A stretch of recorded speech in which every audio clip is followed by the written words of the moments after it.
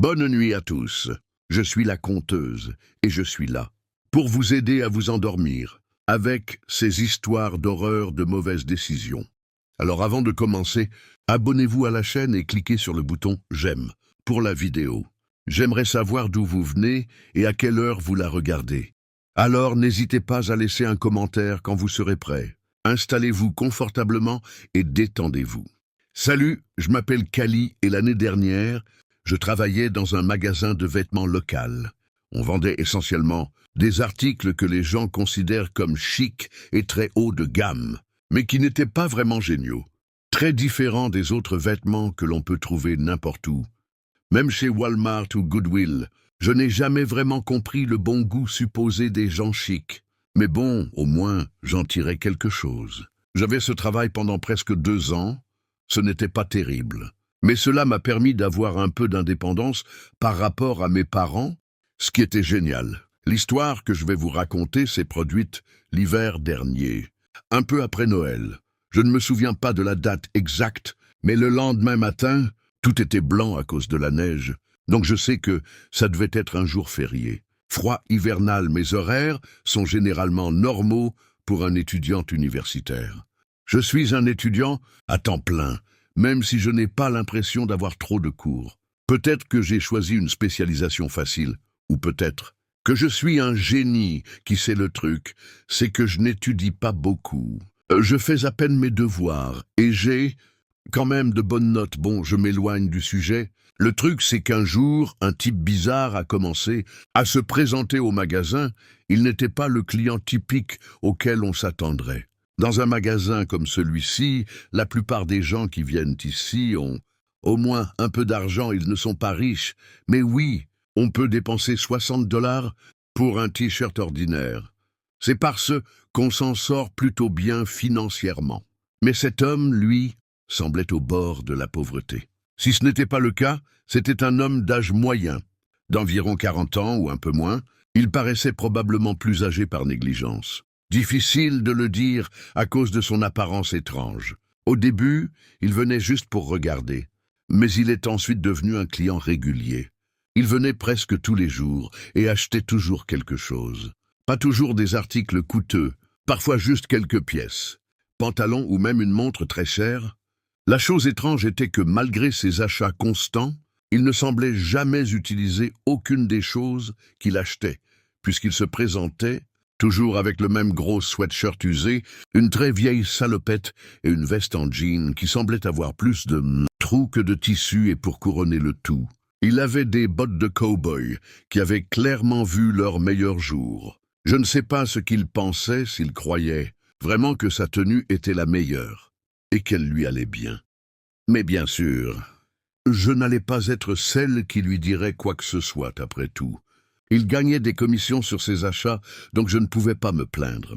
Je me fichais qu'il paraisse un peu étrange. Ce qui a vraiment attiré mon attention, c'est qu'il n'essayait jamais les vêtements qu'il achetait.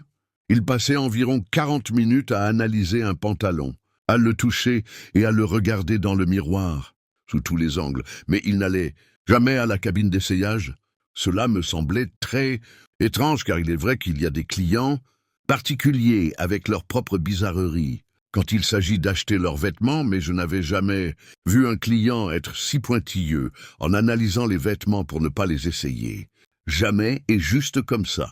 Il y avait aussi des moments où, après avoir regardé les vêtements pendant 1 heure, il n'achetait même pas ce qu'il regardait, mais il laissait toujours une forte odeur sur tout ce qu'il touchait. Quelque chose comme du musc. Je sais que ça peut paraître fou, mais par curiosité, je me suis approché pour sentir des vêtements après la fermeture du magasin. Je ne suis pas quelqu'un qui prête beaucoup d'attention aux odeurs, alors j'ai dû voir ce type au moins 20 fois et je ne l'ai jamais remarqué. Mais après son départ, ses vêtements ont laissé une odeur étrange, un mélange, comme de la sueur et de la fumée. C'était loin d'être une odeur agréable, mais ce n'était pas vraiment odorant non plus, juste bizarre. Je me demandais ce qu'il faisait quand il n'achetait pas des trucs au hasard dans un magasin comme le nôtre. Je me souviens d'une fois où il est entré et a spécifiquement demandé à me voir, ce qui m'a semblé étrange puisque nous n'avions jamais eu de vraie conversation. C'était toujours une interaction formelle et minimale. Il était évident qu'il n'aimait pas trop être là. Et je me demandais vraiment pourquoi il revenait sans cesse, mais je n'y ai pas trop pensé. Après tout, en tant qu'étudiant, ma plus grande préoccupation était mes cours, passer du temps avec mes amis et ne pas penser beaucoup à autre chose. Donc j'ai prêté peu d'attention à ma journée au magasin. Un soir, j'étais à la maison en train de laver mes vêtements, ce que je déteste comme tout le monde pourrait le deviner. Je mettais mes affaires dans la machine à laver et quand j'ai mis mes sous-vêtements dedans, j'ai réalisé qu'il me manquait une paire de culottes. C'était étrange parce que j'ai l'habitude de mettre tous les vêtements que j'enlève, y compris les sous-vêtements, au même endroit toujours. Et en effet, au 6e, tout était là sauf cette paire de culottes en dentelle qui était aussi mes préférées. Après avoir cherché partout côté, j'ai juste abandonné. Je n'en avais aucune idée, mais je pensais que peut-être mon petit chien, Timmy, avait commencé à jouer avec le panier à linge et l'avait sûrement sorti et les avait laissés traîner n'importe où dans l'appartement. Alors j'ai essayé de ne plus y penser et j'ai commencé à mettre le reste des vêtements pour commencer à laver. Mais quand je passais des vêtements, j'ai soudainement remarqué une odeur étrange. Elle semblait venir d'un de mes sweatshirts et quand je l'ai sorti, j'ai réalisé que c'était précisément ce vêtement qui sentait comme ça. Ça a attiré mon attention parce que j'ai reconnu cette odeur. J'ai remis mon nez sur mon sweatshirt et d'une certaine manière, cela m'a rappelé l'odeur des vêtements de cet étrange type au travail. Mais j'ai presque immédiatement écarté cette idée, car il ne m'avait jamais touché. Il était donc impossible qu'il ait pu laisser son odeur étrange sur mes vêtements. C'était sans doute une coïncidence, où mon esprit me jouait des tours. Le lendemain, pendant mon service habituel, le même homme est réapparu. Cette fois-ci, il regardait une paire de chaussures, mais pas n'importe laquelle. Des chaussures en forme de crocodile. Je ne comprenais pas pourquoi nous avions des chaussures en crocodile dans le magasin. C'étaient exactement les mêmes que celles que l'on pouvait trouver chez Walmart, sauf que nous les vendions pour 15 $ au lieu de 15 $. Ce type a passé environ 45 minutes à les regarder, comme s'il allait acheter un trésor, jusqu'à ce qu'il décide finalement qu'il était temps de partir, et il s'est approché de la caisse, mais comme toujours, il a également pris son temps pour payer en cherchant son portefeuille d'une manière très étrange. À ce moment-là, il s'est approché et cette odeur particulière a atteint mon nez. Et en bref, c'était exactement la même odeur. Que j'avais mon sweat à capuche, mais à ce moment-là, je me suis souvenu de quelque chose que j'avais oublié et c'est que je ne peux pas porter de sweat à capuche au travail. Il y a un code vestimentaire qui dit que vous devez avoir l'air présentable, ce qui signifie normalement porter un Apollo ou une chemise qui pourrait être combinée avec un gilet qui m'a fait penser que mon sweat à capuche ne sentait pas comme ça de nulle part, mais parce que d'une manière ou d'une autre, j'avais interagi avec ce type bizarre. Alors la vérité m'a frappé comme un seau d'eau froide et je me suis senti rougir tandis que je commençais à transpirer un peu. J'ai paniqué en le voyant toujours aussi calme, complètement inconscient de mes pensées. Il était là, à payer ses étranges chaussures vertes en crocodile. Si vous aviez déjà senti cette odeur, vous sauriez qu'elle était unique au monde.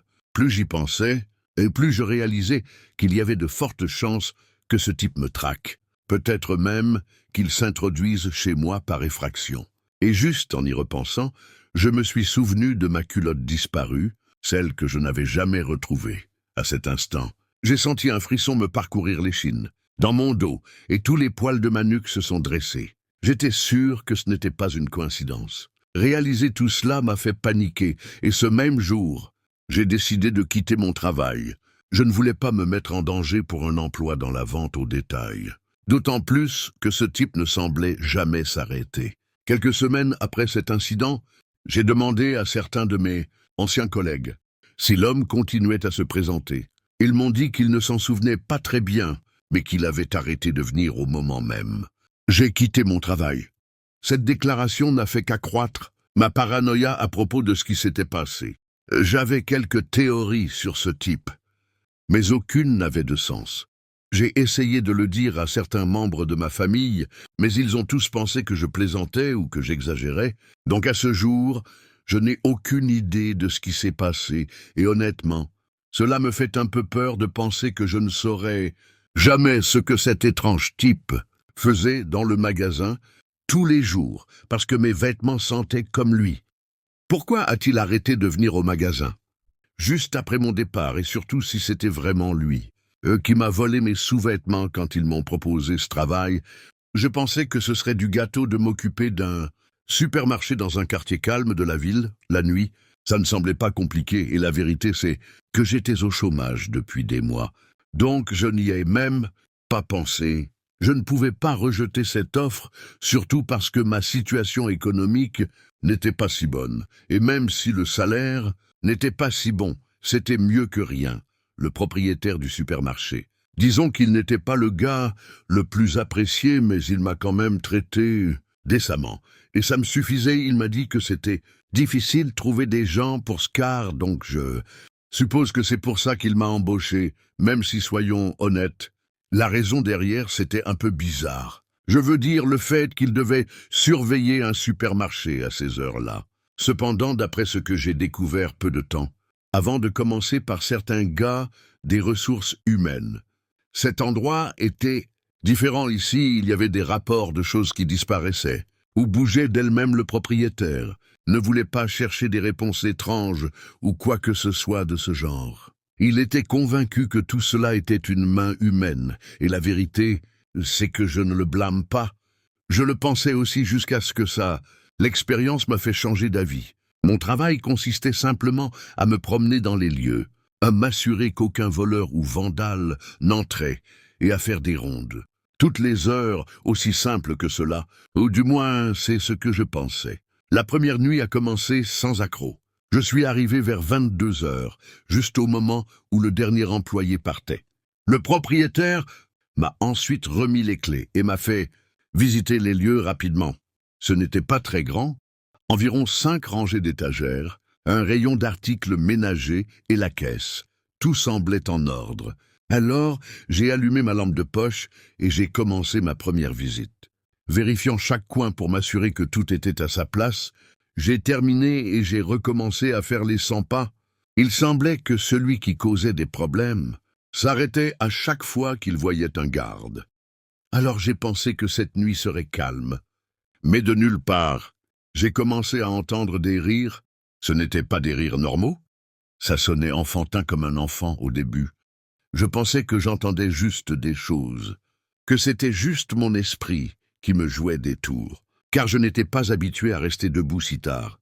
Alors j'ai supposé que c'était ça. Mais les rires ne s'arrêtaient pas. Au début, c'était doux, mais au fil du temps, c'est devenu plus fort et plus persistant venant du rayon jouet, une zone que j'avais vérifiée à plusieurs reprises. À ce moment-là, j'ai éteint ma lampe de poche et je suis resté silencieux en essayant de trouver d'où venait le son, mais le rire s'est estompé pendant un moment, me laissant dans une obscurité encore plus dérangeante. Juste au moment où je pensais l'inventer, j'ai entendu quelque chose tomber d'une des étagères, brisant le silence. C'était un jouet, un petit animal en peluche usé qui était tombé d'où. Il était là sans raison apparente. Je suis allé le chercher immédiatement. Je l'ai examiné et je n'ai rien vu d'étrange. Alors je l'ai remis à sa place. Mais quand je me suis éloigné, l'animal en peluche est retombé, cette fois sans toucher l'étagère, et j'ai encore entendu ce rire. Cette fois si près que j'ai eu l'impression que quelqu'un était juste derrière moi. J'ai rapidement allumé la lampe de poche et me suis retourné en m'attendant à voir quelqu'un là-bas, mais il n'y avait qu'une allée vide. Ma tête a essayé de trouver une raison logique à ce qui venait de se passer, mais rien n'avait de sens. Je suis descendu pour ramasser l'animal en peluche, mais cette fois, j'ai ressenti quelque chose d'étrange dans comme si quelqu'un ou quelque chose me regardait en espérant que j'avais tort. J'ai essayé d'ignorer le sentiment et de remettre l'animal en peluche à sa place. Je ne pouvais pas laisser la peur prendre le dessus. J'ai dû être impressionné par toutes ces histoires que j'avais entendues, et si je me laissais emporter, cette nuit se transformerait en un véritable désastre. Alors que je marchais dans les allées, les sons s'intensifiaient. Ce rire doux s'est transformé en une explosion de rire, résonnant sur les murs et les étagères, comme si le supermarché lui-même se moquait de moi. Les jouets, ils ont commencé à bouger comme si quelqu'un les secouait, puis ils se sont arrêtés, mais d'un moment à l'autre, ces jouets ont semblé prendre vie d'eux-mêmes. Au début, c'était de petites choses, comme une voiture qui tombait et commençait à rouler, lentement sur le sol, et une balle qui rebondissait une fois avant de s'arrêter, mais ensuite, j'ai commencé à remarquer que les poupées tournaient, la tête vers moi une par une en me fixant. À ce moment-là, le rire est devenu insupportable. Un chœur de voix d'enfant a commencé à remplir l'air, le rendant lourd et suffocant. J'ai essayé de me calmer en me disant qu'il n'y avait rien à craindre. Mais à chaque fois que je faisais quelque chose d'étrange, une étagère tremblait, un animal en peluche tombait par terre et les jouets électroniques commençaient à clignoter tout seuls. C'était comme si le supermarché prenait vie en se moquant de moi. Quel genre de folie est-ce là? J'ai murmuré alors que ma tête tournait à la recherche de réponses. Je ne pouvais plus l'ignorer. Alors, j'ai décidé de quitter le rayon jouets et de me diriger vers la porte d'entrée. J'avais besoin d'air pour sortir de là, même si ce n'était que pour un moment. Mais quand j'ai atteint l'entrée, la porte qui aurait dû être verrouillée s'est ouverte soudainement. J'ai vu un doigt dépasser de derrière et un visage monstrueux me regarder. Je ne savais pas quoi faire. Alors, j'ai agi par instinct et j'ai fermé la porte en m'assurant qu'elle ne puisse plus s'ouvrir. Cependant, lorsque je me suis retourné pour retourner dans le couloir principal, j'ai senti une pression sur ma poitrine, comme si quelque chose m'écrasait. Les couloirs semblaient plus longs, maintenant que dans mes souvenirs, et j'avais du mal à respirer. Je commençais à paniquer et maintenant, je savais que je ne pouvais pas rester dans ce supermarché même une seconde de plus. Mais sortir me terrifiait. Cet endroit s'était transformé en cauchemar à ce moment-là. J'ai paniqué et j'ai couru vers le bureau du directeur. Une petite pièce au bout d'un couloir. Je me suis enfermé là-dedans. J'ai fermé la porte et je me suis appuyé contre elle en essayant de me calmer à l'extérieur. Les sons étaient toujours là, mais maintenant ils semblaient plus lointains, comme s'ils avaient compris que je me cachais et attendaient que je sorte. J'ai allumé la caméra de sécurité et pour moi, surprise, l'écran n'affichait que des parasites. Il n'y avait rien d'enregistré, aucune image. J'étais complètement seul. J'ai essayé de calmer ma respiration. Je savais que je ne pouvais pas rester au bureau. Pour toujours, je devrais finalement sortir et affronter ce qui se cachait. Alors j'ai décidé que la première chose à faire était de sortir de cet endroit le plus vite possible. J'ai ouvert la porte lentement, en sortant la tête pour m'assurer que l'allée était dégagée. Heureusement, il n'y avait rien, pas un seul bruit. Le supermarché semblait avoir retour à la normale. Comme si de rien n'était, cela m'a donné une pause, mais je ne voulais toujours pas rester une seconde de plus. J'ai couru vers la sortie principale, mon seul espoir d'échapper à ce mauvais rêve. Mais juste avant d'y arriver, je l'ai vu au début. Je pensais que mes yeux me jouaient des tours, mais c'était réel. Une grande silhouette sombre était au bout du couloir bloquant mon chemin. Elle était gigantesque, plus de 2 mètres, avec une peau très pâle. C'était un blanc mortel qui brillait. Cette silhouette n'avait pas de vêtements et son corps était complètement lisse, comme s'il n'aurait jamais eu de traits distinctifs. La chose la plus effrayante était son visage, ou ce qu'il était autrefois. Il avait un sourire grotesquement large, avec des dents pointues qui brillaient dans l'obscurité, et ses yeux étaient des trous noirs, voraces, qui semblaient absorber le peu de lumière qui restait à l'endroit. Cette chose ne bougeait pas. Elle restait simplement là à me regarder. Je ne pouvais pas respirer. J'avais l'impression que mon cœur allait éclater. À tout moment, à cause de la peur que je ressentais, j'ai essayé de reculer, mais mes jambes ne répondaient pas. J'étais paralysé, piégé par ce regard qui semblait pris du tout. Oh, finalement, la silhouette a commencé à bouger, avançant lentement comme si elle avait tout le temps du monde. Je ne sais pas comment j'ai fait, mais j'ai trouvé la force de tourner les talons et de courir vers le bureau du directeur.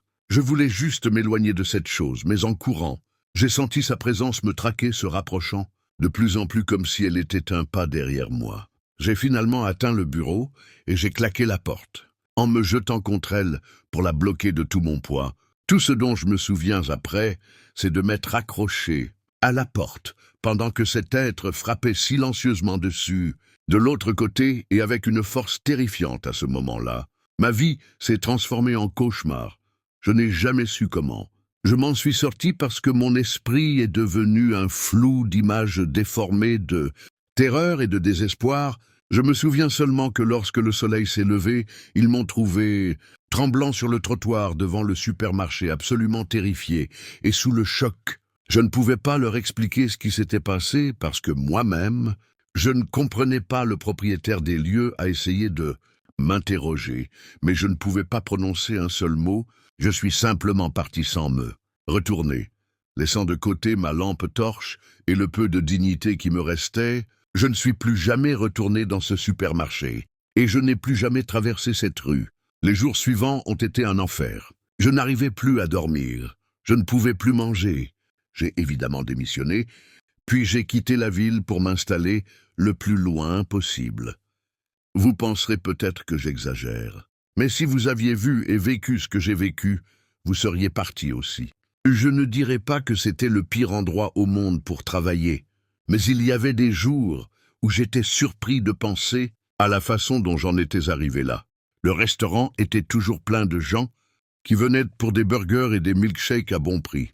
Les quarts de travail sont devenus un peu ennuyeux, ou plutôt monotone. Ma routine était assez simple. Je mettais l'uniforme, je m'occupais des commandes et je traitais avec les clients qui se plaignaient de la même chose.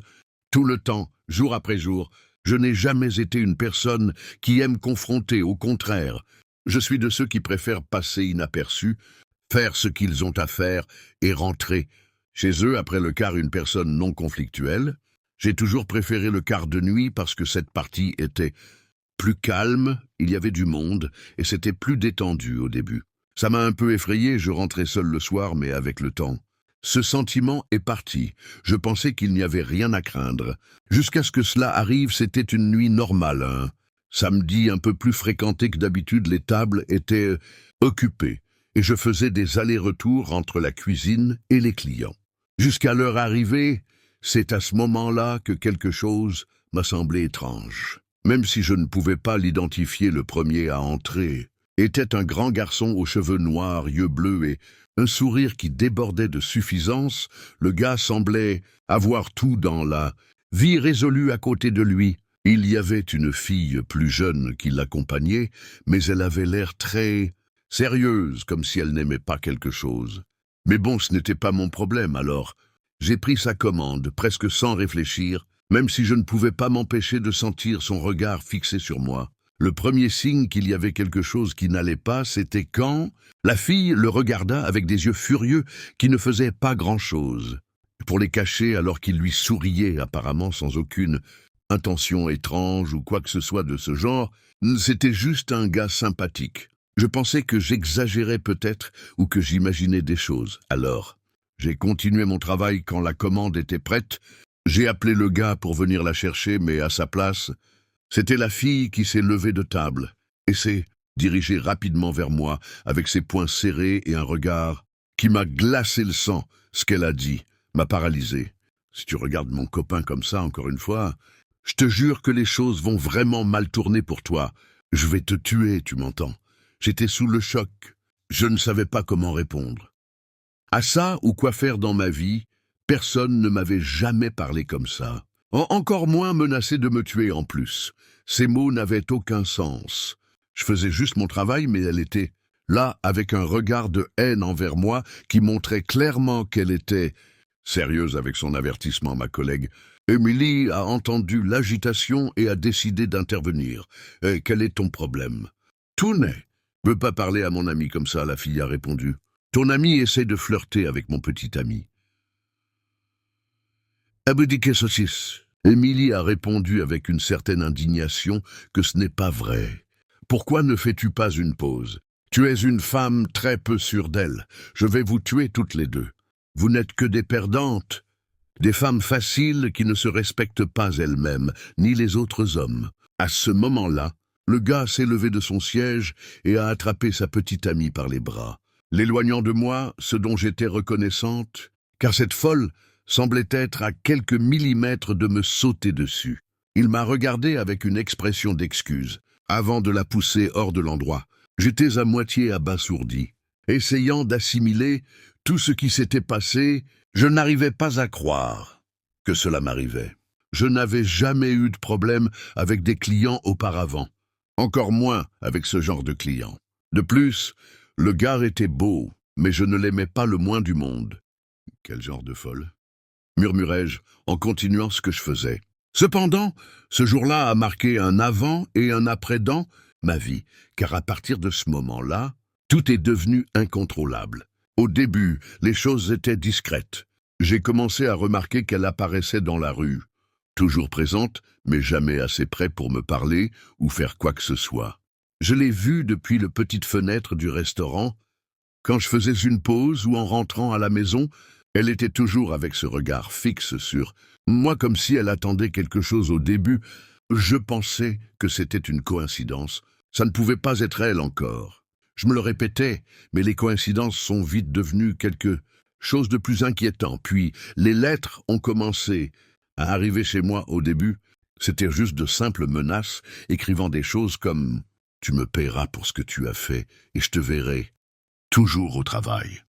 Griffonnées à l'encre noire, très hâtive, je ne nierai pas que ces lettres m'empêchaient de dormir. J'étais terrifié à l'idée qu'elle puisse être dehors, à rôder, attendant le bon moment pour m'attaquer. En vérité, j'ai passé des jours d'angoisse profonde, sans rien dire à personne, essayant de me convaincre qu'elle n'était qu'une cliente agaçante et rien de plus. Mais chaque jour qui passait, la situation devenait plus inquiétante et me rendait de plus en plus vulnérable et agité. Une nuit, j'ai entendu un grand bruit dans le salon.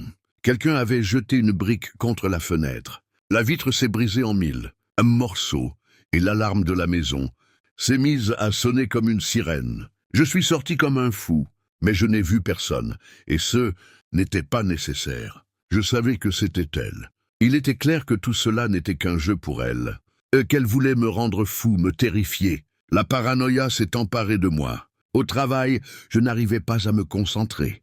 Chaque fois que la porte du restaurant s'ouvrait, mon cœur battait la chamade, attendant son arrivée. Je n'étais pas en paix, ni au travail, ni à la maison, ni nulle.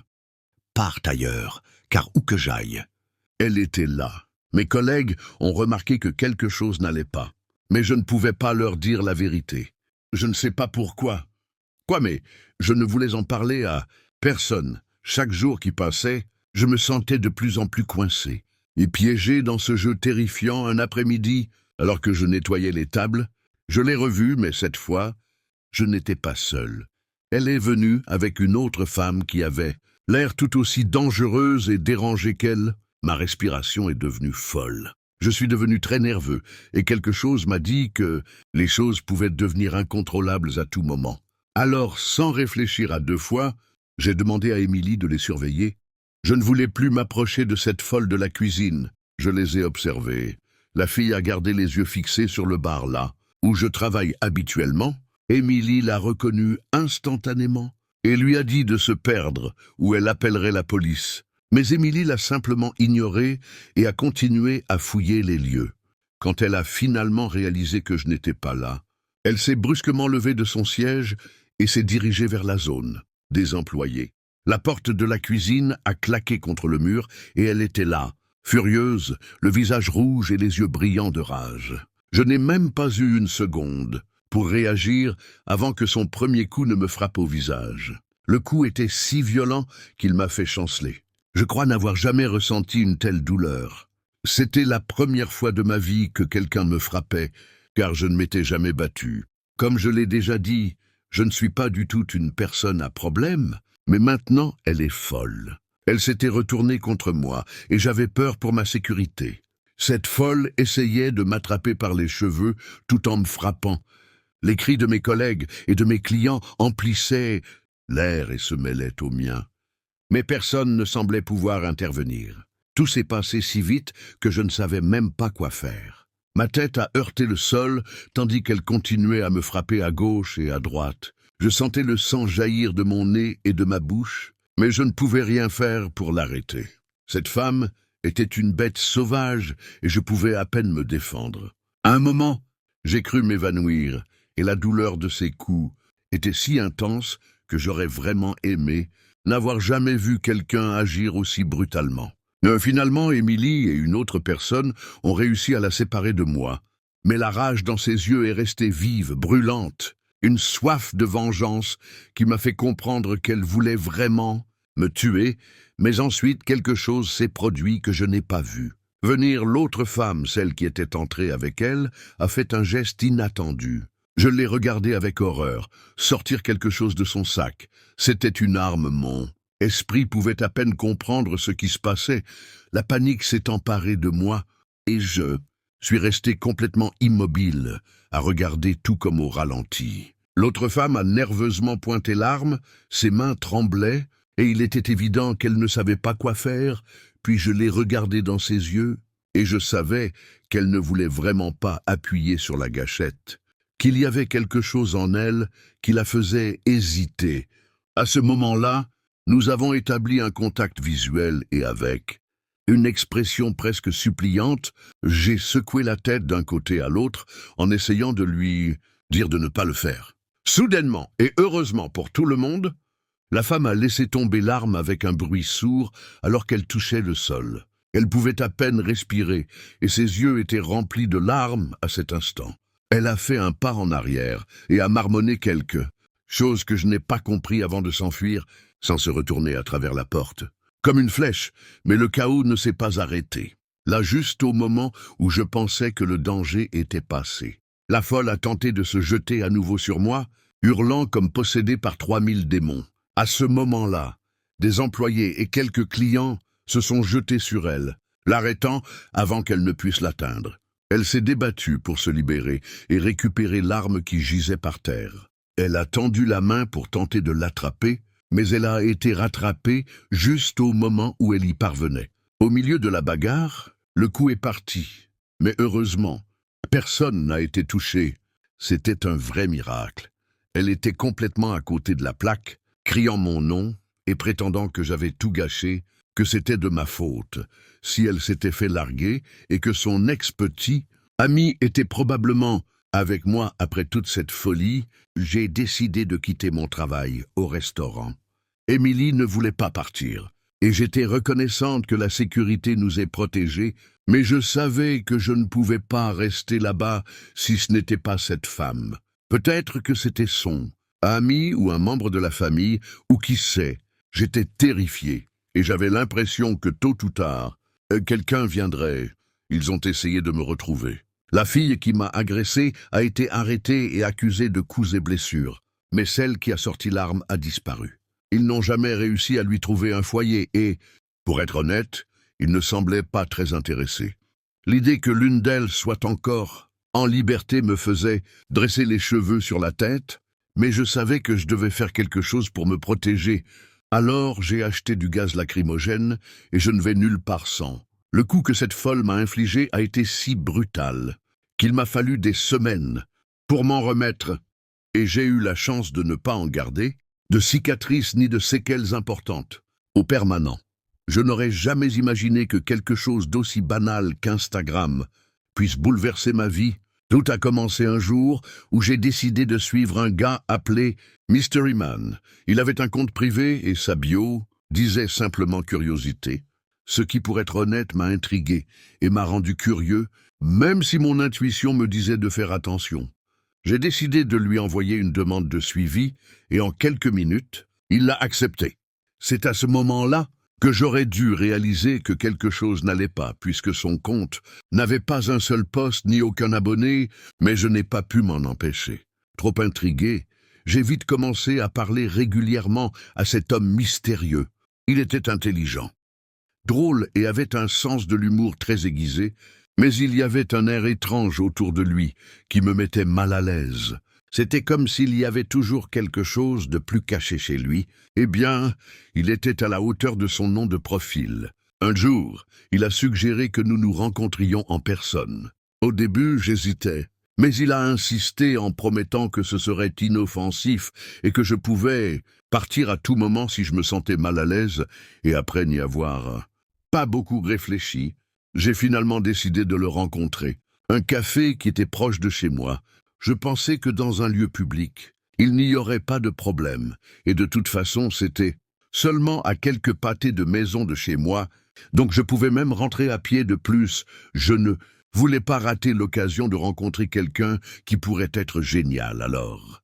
Je suis arrivé à l'endroit à la date convenue et je l'ai vu assis dans un coin en personne. Il avait l'air très normal avec un sourire détendu et il ne semblait pas avoir ce halo sombre qu'il avait sur Instagram. J'ai pu le reconnaître car après avoir discuté quelques fois, nous avions échangé des photos, nous avons parlé pendant un moment et il semblait vraiment intéressé à me connaître. Alors j'ai partagé mes affaires avec lui. Mais soudain, il a commencé à me poser des questions bizarres. Il voulait connaître mes peurs les plus profondes, mes traumatismes d'enfance et même mes désirs les plus intimes, quelque chose qui a logiquement commencé à me déranger et j'ai pensé que peut-être il ne s'arrêterait que si je montrais qu'il voulait changer de sujet, mais non, cela ne l'a fait que l'exciter davantage. Il a ignoré tous mes signes que j'étais mal à l'aise et en détresse, et loin de s'arrêter, sa conversation est devenue de plus en plus intense. À ce moment-là, j'ai décidé que j'en avais assez. Alors je lui ai dit qu'il était temps de partir. Mais alors que je me relevais, il m'a attrapé le bras et a murmuré « Ne pars pas, tu n'as aucune idée de ce dans quoi tu t'embarques. » C'était suffisant pour faire battre mon cœur. Je me suis débarrassé de son emprise et j'ai couru dans la rue, ressentant un mélange accablant de peur et de confusion. Je voulais le bloquer sur Instagram et j'aurais dû, mais je ne sais pas pourquoi je ne l'ai pas fait. Quelques jours ont passé et l'homme mystérieux a recommencé à m'envoyer des messages. Il s'est excusé de m'avoir fait peur et avec un ton presque tendre a dit qu'il voulait se rattraper.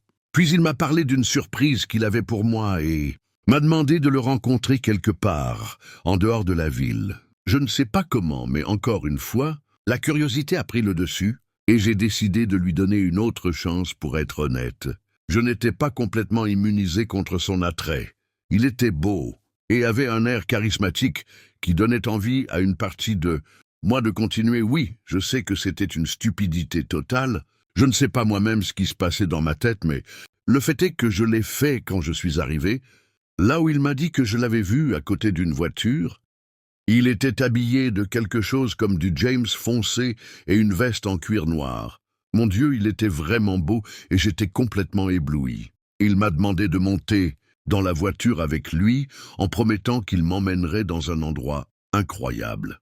Et je l'ai fait sans hésitation, mais dès que je me suis assis, il a verrouillé les portes et est parti. À ce moment-là, je lui ai crié d'arrêter, mais il a juste ri et a dit « Détends-toi, nous allons juste vivre une petite aventure ». Puis j'ai su que j'étais dans de sérieux ennuis parce que quelque chose me disait « Cette petite aventure n'était pas bonne, monsieur, qu'avais-je fait ?» J'ai conduit pendant ce qui semblait être une éternité jusqu'à ce que nous arrivions. À un vieux manoir abandonné, il m'a ouvert la porte à prix, ma main peut-être un peu plus fermement qu'il n'aurait dû, et m'a conduit à explorer l'endroit. Je ne pouvais pas arrêter de trembler. Mon esprit n'arrêtait pas de penser à tout ce qui pourrait mal tourner dans cet endroit, abandonné au milieu, de nulle part, mais je ne voulais pas rendre les choses tendues, après tout. J'étais déjà là, et si je devenais brutal, les choses ça allait empirer, j'en étais sûr. Mais rester calme, alors que mon cœur battait la chamade, était plus facile à dire qu'à faire. Alors que nous regardions autour de moi, j'ai entendu des bruits étranges provenant d'une pièce, comme s'il lisait dans mes pensées. Il m'a emmené voir ce qui s'y passait et, à ma grande horreur, j'ai découvert un groupe de filles de 16 ans maximum, blotties dans un coin en train de pleurer. Je leur ai immédiatement demandé ce qui se passait. Et il a ri et m'a répondu « Ne vous inquiétez pas, elles font juste partie de ma collection ». À ce moment-là, j'ai su que j'étais piégé dans le pire cauchemar de ma vie. Ce type n'était pas seulement bizarre, c'était un psychopathe et je devais m'échapper de là aussi vite que possible. Mes yeux se sont remplis de larmes, mais j'ai refusé de les laisser couler alors. J'ai essayé de m'enfuir, mais il m'a attrapé et m'a traîné jusqu'à la pièce où il a verrouillé la porte. « Tu n'iras nulle part, tu fais partie de ma collection maintenant », a-t-il dit avec un sourire fou. Et j'ai donc été piégé avec les autres, avec presque. Pas de nourriture ni d'eau, La pièce sombre et froide était complètement désespérée. Ce type venait tous les jours et nous faisait des choses dont je ne veux même pas me souvenir. Les heures se sont transformées en jours et tout était un cauchemar complet. Mais j'ai commencé à m'identifier aux autres. Jeune femme, en sachant que c'était le seul moyen de survivre, même si nous ne savions pas très bien comment. Cependant, au fil des jours, nous étions dans un tel état que je pensais que tout était fini. Mais je savais que nous ne pouvions pas abandonner. Nous avons donc commencé à réfléchir à des moyens de sortir de cet endroit. Quoi qu'il arrive, un jour, pendant que notre geôlier était dehors, nous avons réalisé qu'il y avait une fenêtre qui laissait entrer un peu de lumière. Nous avons donc profité de ce trou dans le temps pour essayer de la briser, et heureusement nous avons réussi, mais mes compagnons étaient si faibles qu'il leur était impossible de sauter par là. Donc l'option était pour moi de sortir, puisque j'étais celui qui était là depuis le moins longtemps, et qui était en meilleure forme, et de chercher de l'aide. Dès que j'ai traversé le petit trou dans la fenêtre, j'ai couru aussi vite que j'ai pu jusqu'à ce que j'atteigne une vieille route où personne ne passait. J'étais tellement épuisé et déshydraté. J'avais l'impression que j'allais mourir avant d'obtenir de l'aide. Mais juste au moment où je pensais être totalement perdu, une voiture au hasard est apparue. Les occupants de ce véhicule étaient un groupe d'enfants qui semblaient venir en randonnée, et quand ils m'ont vu, ils semblaient aussi confus que moi à propos de tout ce qui s'était passé les jours précédents. Au début, je n'étais pas sûr d'accepter leur aide, mais à la fin, j'ai décidé de prendre le risque parce que je n'avais pas d'autre option. Finalement, ils m'ont emmené à un poste de police et je leur ai raconté tout ce que j'avais vécu. Sous le choc, la police a décidé de m'accompagner au manoir où tout cela s'est produit et, après enquête, ils ont découvert que cet homme étrange utilisait Instagram pour attirer des filles dans son piège. Il s'est avéré qu'il jouait à ce jeu depuis des années, profitant d'innocentes victimes, les enfermant et les maltraitant jusqu'à ce qu'elles meurent de faim et de soif. Autrement dit, les adolescentes avec qui j'avais vécu dans le manoir abandonné et moi-même n'étions qu'une infime partie de celle qu'il avait piégée. C'est à ce moment-là que j'ai réalisé l'ampleur de sa cruauté et que beaucoup d'autres, comme nous, avaient souffert et qui, malheureusement, n'avaient pas souffert. Elles ont eu une chance de s'échapper. La police a libéré les filles et nous a emmenés à l'hôpital pour y être soignées. Nous étions 7 au total, mais 5 étaient dans un état critique. À l'article de la mort, ils ont également rassemblé toutes les preuves possibles et se sont mis à la recherche de l'homme, mais il semblait toujours s'enfuir. La peur m'a suivi partout après cela, sachant que s'il réapparaissait, je ne connaîtrais plus la paix. Cependant, des semaines plus tard, le destin a finalement tourné en ma faveur.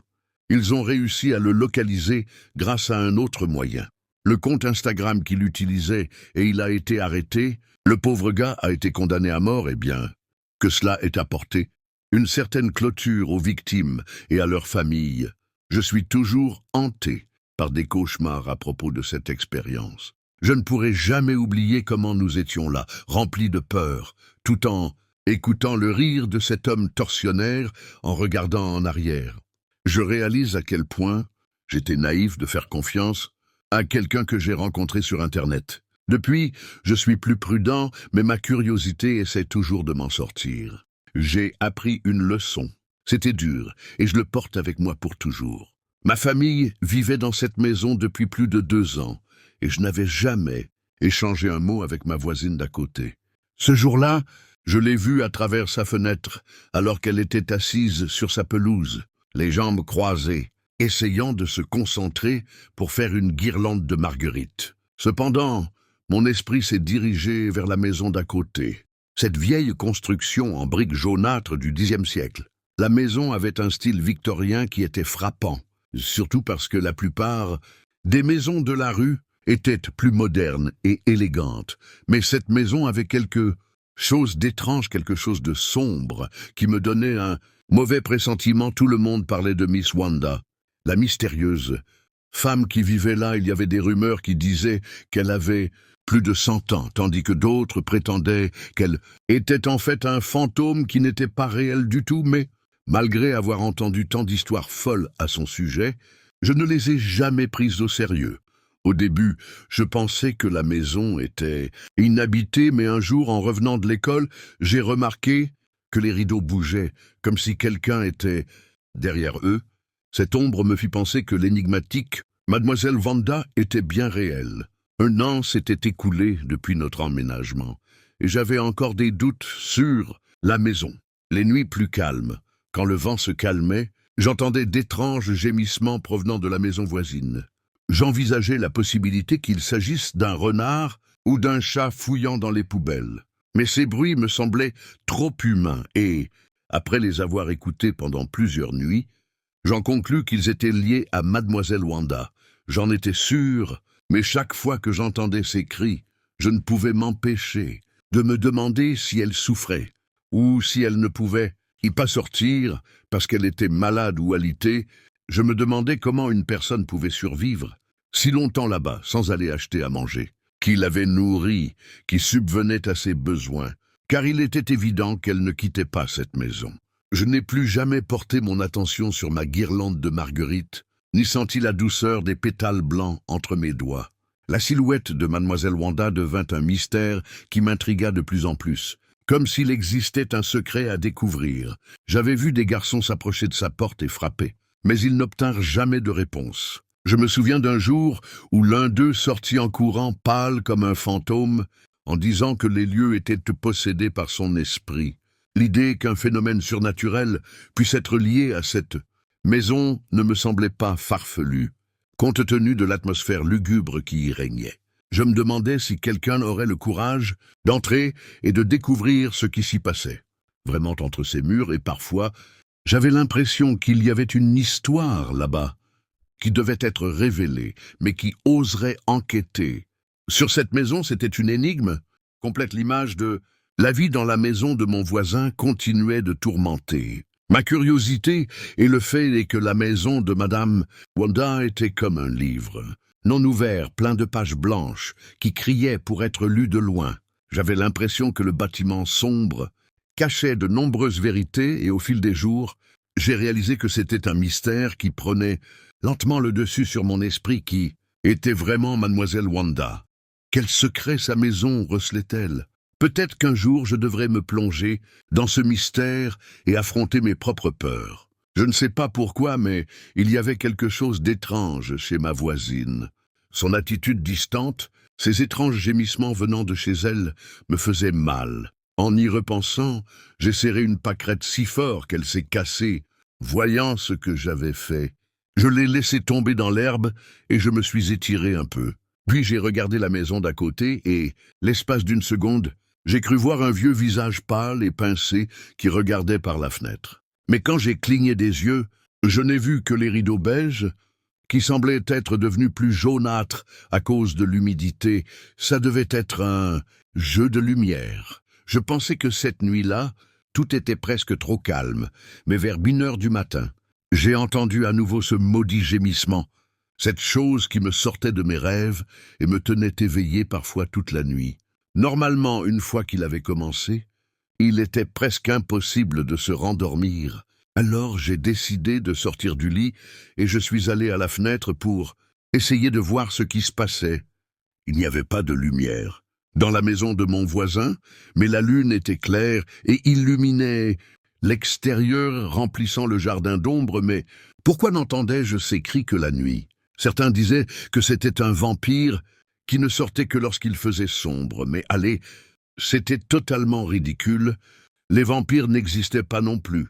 Les fantômes, ou toutes ces absurdités surnaturelles dont mes amis parlaient, toujours alors que je regardais fixement, j'ai remarqué que les rideaux d'une des fenêtres à l'étage bougeaient. Je me suis figé, une main squelettique, pâle est apparue et a déplacé. Le rideau, c'était comme si Miss Wanda savait que j'étais là. Elle a regardé quand elle a levé les yeux et que nos regards se sont croisés.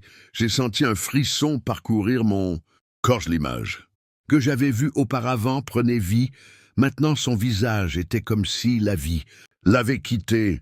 Sa peau était blême et ridée. Elle avait l'air d'une image de cire, et dans son regard, même dans la pénombre, j'ai remarqué une lueur qui faisait écho à quelque chose de profond et de sombre. Mes yeux étaient fixé sur cette image, et alors que je continuais à ressembler hypnotisé, elle, avec un long et troublant sourire, leva un doigt osseux et le plaça sur ses lèvres comme un geste pour que je me taise.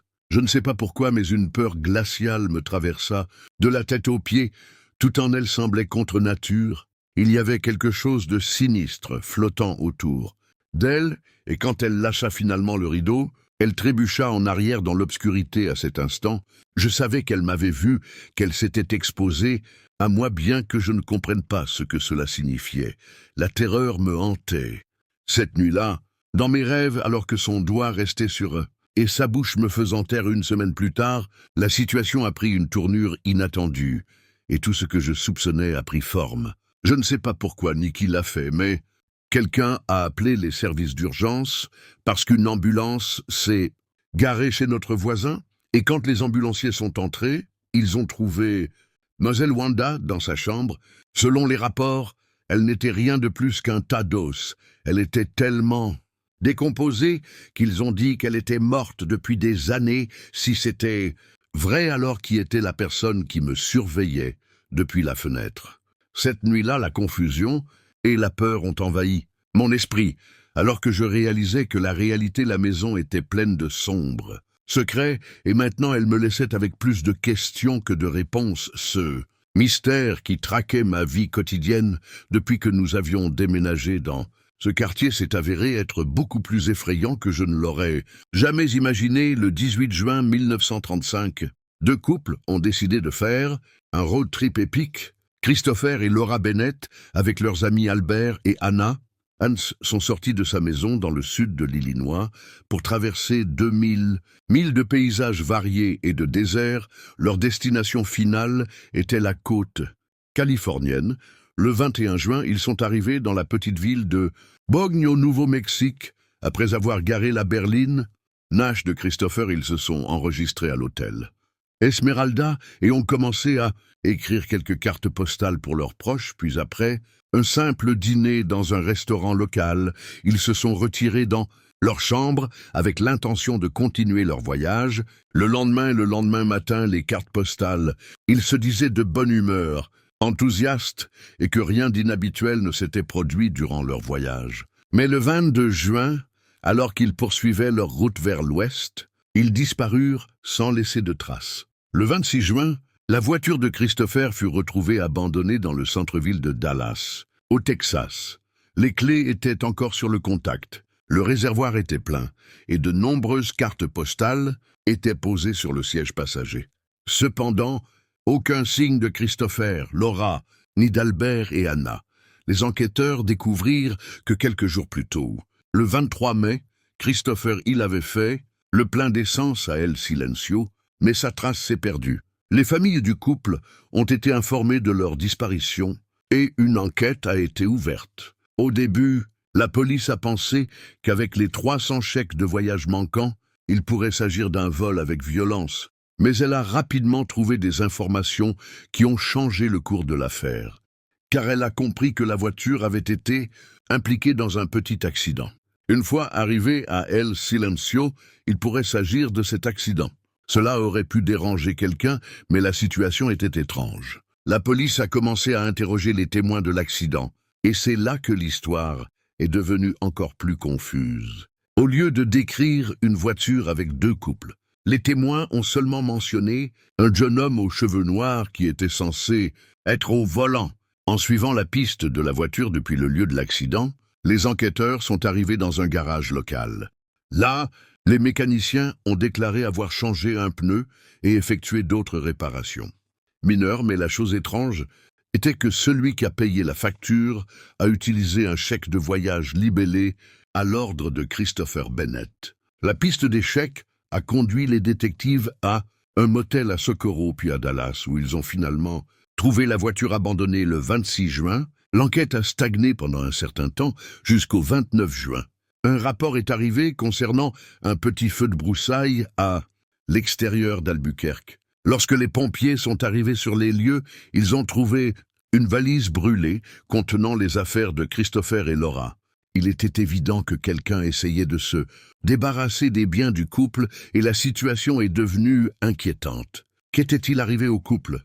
Les autorités n'ont pas perdu de temps et se sont lancées dans une recherche désespérée dans l'espoir de retrouver Christopher, Laura Albert et Anna en vie.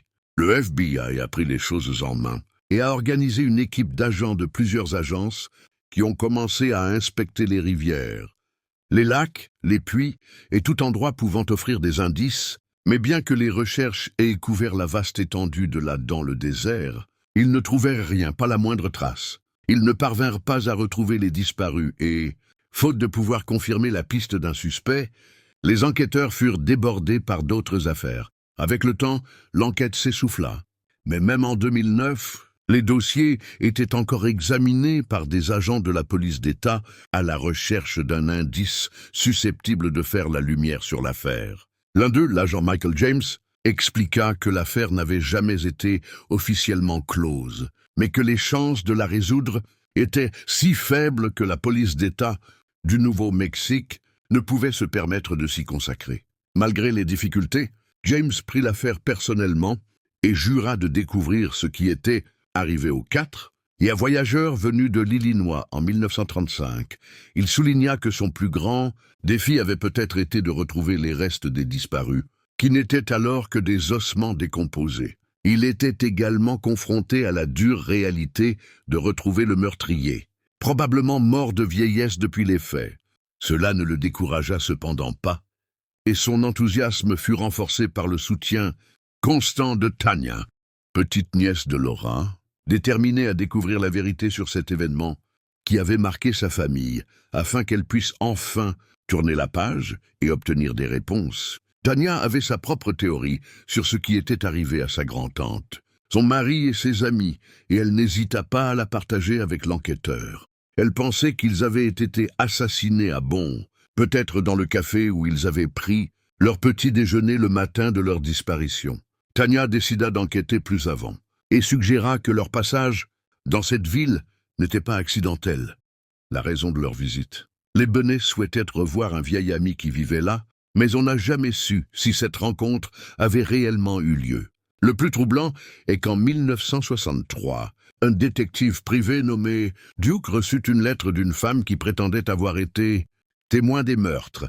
Selon son récit, elle aurait vu les deux couples être emmenés au sous-sol d'un café et aurait appris plus tard qu'ils avaient été cambriolés, assassinés et enterrés dans du ciment frais. Cela poussa Barbara à proposer que l'enquête soit dirigée vers le dalle de béton entourant l'ancien hôtel. Cependant, l'agent James avait sa propre opinion sur la question, après avoir examiné une montagne de rapports dans les archives de la police d'État.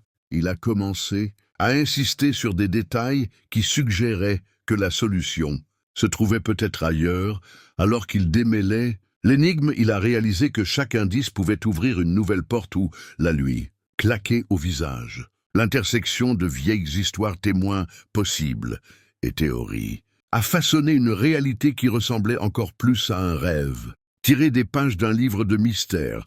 James avait travaillé dur pour établir une chronologie des événements et des interviews vraiment impressionnantes.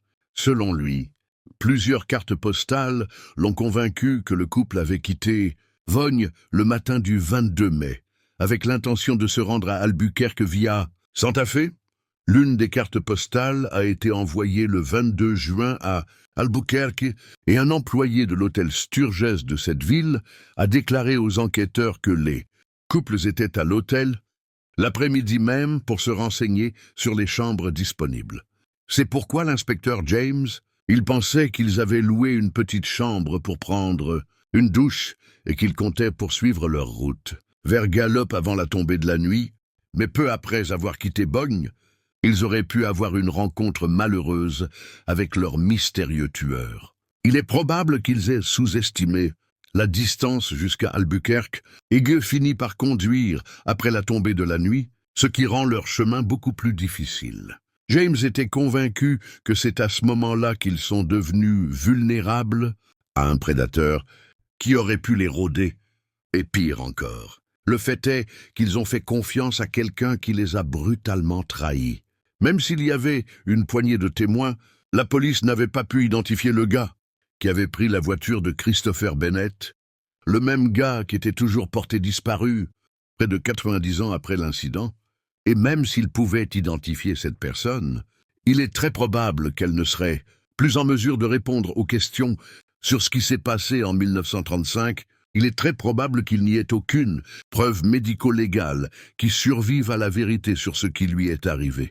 Christopher Laura et ses amis Albert et Anna, on ne comprendra peut-être jamais, mais c'est vraiment dérangeant de voir comment 4 personnes, normales et saines, d'esprit ont disparu un jour sans laisser de traces. Cela me rappelle un été de ma vingtaine où ma meilleure amie et moi sommes tombés dans une phase de road trip. Un week-end sur 2, nous partions en vacances, et une fois que nous avons décidé de nous rendre à San Francisco, en voiture, avec quelques arrêts en cours de route, le premier jour, nous avons commencé l'aventure et avons descendu l'I-70. Dans le Colorado vers 20 heures, nous sommes arrivés aux frontières de l'État et nous nous sommes arrêtés à une station-service pendant que je faisais le plein du réservoir. J'ai remarqué quelques filles de notre âge qui pompaient de l'essence juste à côté de nous. Cela m'a fait penser qu'elles étaient peut-être aussi en escapade comme la nôtre.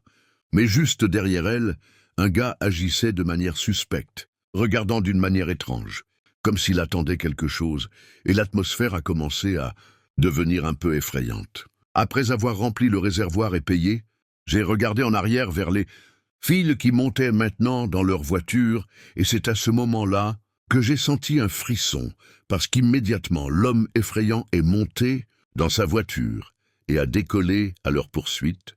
Cela pourrait être une simple coïncidence, mais je n'ai pas pu m'empêcher de penser à ce qui était arrivé à ces couples qui avaient disparu sans laisser de traces, alors que tout ce qu'ils voulaient, c'était quelques jours de plaisir et d'aventure, ce qui m'a fait penser à la facilité avec laquelle ils semblent devenir victimes d'un être maléfique dans ce monde. L'idée que le danger puisse se cacher derrière un visage amical ou dans n'importe quel endroit ordinaire est devenue assez réelle pour moi alors que nous continuions notre voyage. Ok,